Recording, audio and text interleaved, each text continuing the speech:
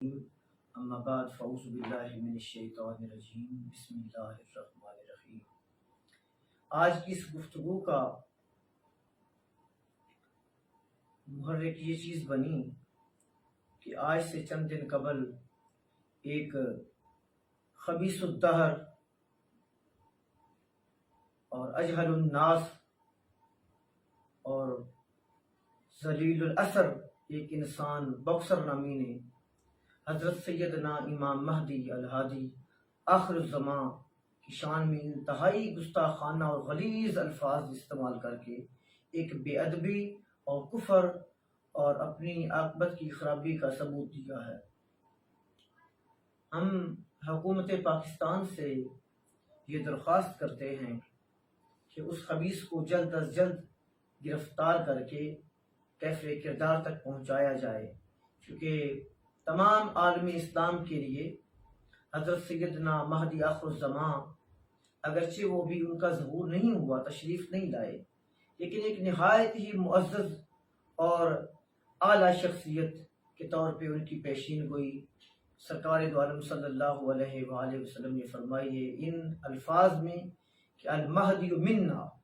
ومن ولد فاطمہ، کہ مہدی ہم میں سے ہے، مہدی فاطمہ کا بیٹا ہے اور مہدی میرا بیٹا ہے۔ تو عزیزان من،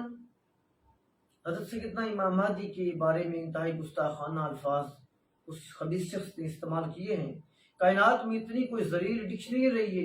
نہیں ہے، اتنی کوئی لغت کی کتاب نہیں ہے جس میں اتنا گھٹیا لفظ ہو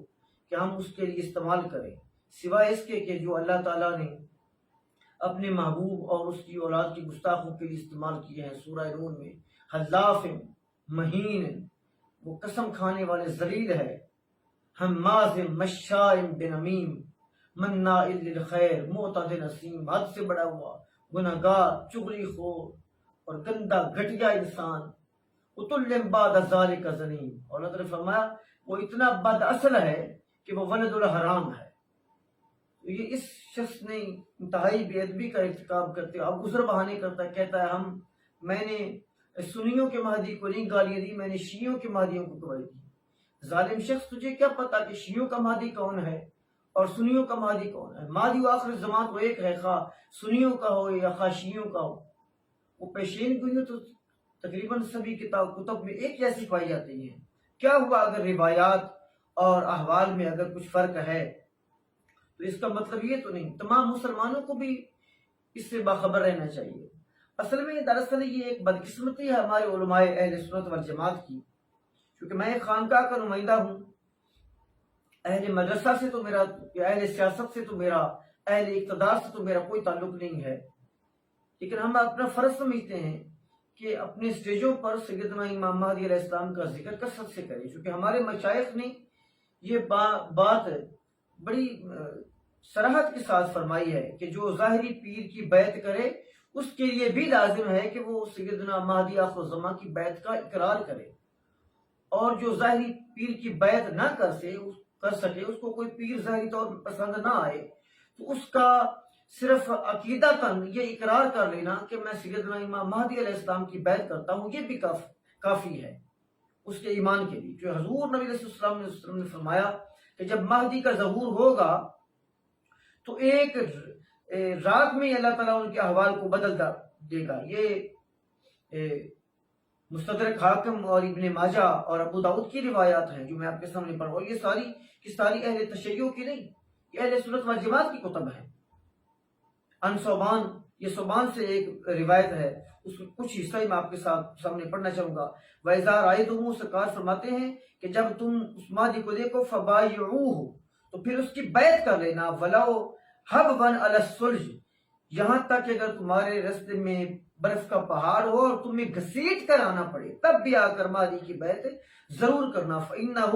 خَلِيفَةُ اللَّهِ الْمَهْدِي، چونکہ وہ اللہ کا خلیفہ ہے۔ عزیزان من، بڑے دکھ کی بات ہے کہ آج ہم سرکار نبی علیہ السلام کے جو خلفائے راشدین ہیں، سیدنا ابوبکر صدیق رضی اللہ تعالیٰ عنہ سے لے کر سیدنا امام حسن مجتبی رضی اللہ تعالیٰ عنہ تک، ان میں سے کسی ایک کی شان میں گستاخی ہو جائے تو ہم آسمان سر پہ اٹھا لیتے ہیں، ہم ملک میں توڑ پھوڑ کا سلسلہ شروع کر دیتے ہیں،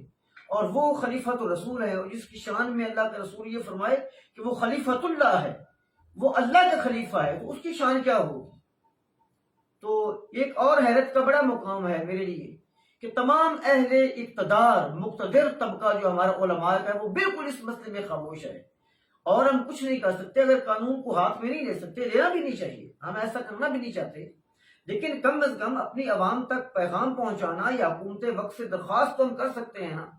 کہ بھائی یہ بات غلط ہوئی ہے اور ہمارے ملک میں، اور ایسا نہیں ہونا چاہیے۔ اگر روز یوں بجوں گستاخیاں بڑھتی گئی تو آج اس مادی کی ہوئی ہے جس کا نام میں نامی اسم گرامی بھی محمد ہے، اور سرکار نے فرمایا کہ اس کا اسم میرے اسم کے متبادل ہوگا، یعنی اس کا نام بھی محمد ہوگا۔ آج ہم اس بارے میں خاموشی کرتے ہیں تو کیا پتہ کل یہ ہاتھ اور یہ گستاخ زبانیں ناہنجار لوگوں کی کہاں تک پہنچتی ہیں۔ مہدی کی شخصیت کا ذکر ہمیں کرنا چاہیے، اور ہمارے علماء اہل سنت والجماعت کو پتہ نہیں یہ کیوں خدشہ لایا گیا کہ اگر ہم ائمہ کرام کا یا اہل بیت رسول کا ذکر زیادہ کریں گے تو ہم پر اہل تشیع ہونے کا یا شیعہ ہونے کا ایک فتویٰ لگ جائے گا۔ تو ایسے فتووں سے ڈر کر حق کو چھپا لینا یہ بھی کوئی تو اچھی بات نہیں ہے۔ یہ تو پھر وہی ہوا کہ میٹھا میٹھا ہڑپ اور کوڑا کوڑا تھوک۔ ہمیں حق تو کسی صورت میں نہ چھپانا چاہیے، اور یہ تو بنی اسرائیل کی شان میں آیا تھا، ان کی حق میں آیا تھا وَيَكْتُمُونَ الْحَقَّ کا کہ وہ حق کو چھپا لیتے تھے۔ تو حق کو چھپا لینا یہ امت مسلمہ کا کام نہیں ہے۔ روایات یا کے حق میں جاتی ہوں یا اہل سنت والجماعت کے حق میں جاتی ہوں، اہل حدیث کے حق میں جاتی ہوں یا کسی تیسرے طبقے کے حق میں جاتی ہوں، جو روایات حق ہیں ان کو تو بیان کرنا چاہیے۔ اس میں تو کسی قسم کی مثبت آمیزی جو ہے وہ کم از کم میرے نزدیک تو منافقت سے کم نہیں ہے۔ یہی دیکھیے میں آپ کے سامنے ایک روایت پڑھتا ہوں، علی ہی اس کے راوی ہیں، قال رسول اللہ صلی اللہ علیہ وسلم، سرکار نبی صلی اللہ علیہ وآلہ وسلم نے فرمایا، المہدی منا، مہدی ہم میں سے، اہل البیت میری اہل بیت میں سے ہے، یصلحہ اللہ تعالی فی لیلۃ، اللہ تعالیٰ اس کا ایک ہی رات میں اس کو مقام ولایت پر پہنچا دے گا، اس کا ظہور فرما دے گا۔ اور پھر وہی اگلی روایت میں فرمایا جاتا ہے کہ ثم ذکر، پھر انہوں نے وہی تذکرہ ذکر کیا، وہی قصہ ذکر کیا، یملأ الارض عدلا، کہ وہ زمین کو عدل سے بھر دے گا، اسی طرح ہی بھر دے گا جس طرح آج ظلم اور فسق و فجور سے بھر چکی ہے۔ مہدی علیہ السلام کے آنے سے یہ جو زمین ہے کہ اسی طرح انصاف اور عدل اور محبت اور پیار اور یہ ساری جو چیزیں اسلام کا شعار ہیں اخلاق عالیہ سے بھر جائے گی۔ تو ایسی شخصیت کے بارے میں اتنے گستاخانہ الفاظ اس ناہنجار نے اتنی گندی زبان استعمال کی ہے، اتنی خبیث الفاظ استعمال کیے ہیں کہ یقین کیجئے دل خون کے آنسو ہوتا ہے۔ میرے پاس ایسے گندے الفاظ نہیں ہیں گھٹیا کہ میں عوام تک پہنچاؤں، وہی جو اللہ تعالیٰ نے اس گستاخ کے سپرد کیے تھے وہی یہ میں اس الفاظ اس خبیث کے سپرد کرتا ہوں۔ مہدی کی شان کے کیا کہنا؟ حضرت ام سلمہ رضی اللہ تعالیٰ عنہ زوجہ رسول ہیں، آپ فرماتی ہیں قال رسول اللہ صلی اللہ علیہ وسلم، سرکار نبی صلی اللہ علیہ وسلم نے فرمایا، یبایع رجل من امتی بین الرکن والمقام، رکن اور مقام کے درمیان ایک شخص میری آل میں سے بیعت لے گا کعدت اہل بدر، اور اہل بدر کی تعداد کے مطابق اس کی لوگ اس کی بیعت کریں گے، یعنی 313۔ فیاتیہ اسب العراق، عراق کے اولیاء کے اس کی بیعت کریں گے، فابدال الشام، اور شام کے ابدال اس کی بیعت کریں گے۔ رواہ الحاکم و ابن ابی شیبہ، یہ ابن ابی شیبہ اور امام حاکم کی روایت ہے۔ اب اس شخصیت کے بارے میں اتنی غلیظ زبان استعمال کرنی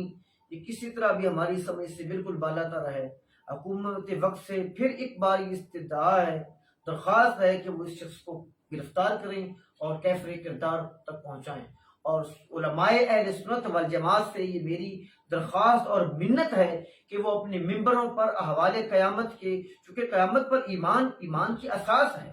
5 ہی تو رکن ہیں ایمان کے، جی، توحید، رسالت،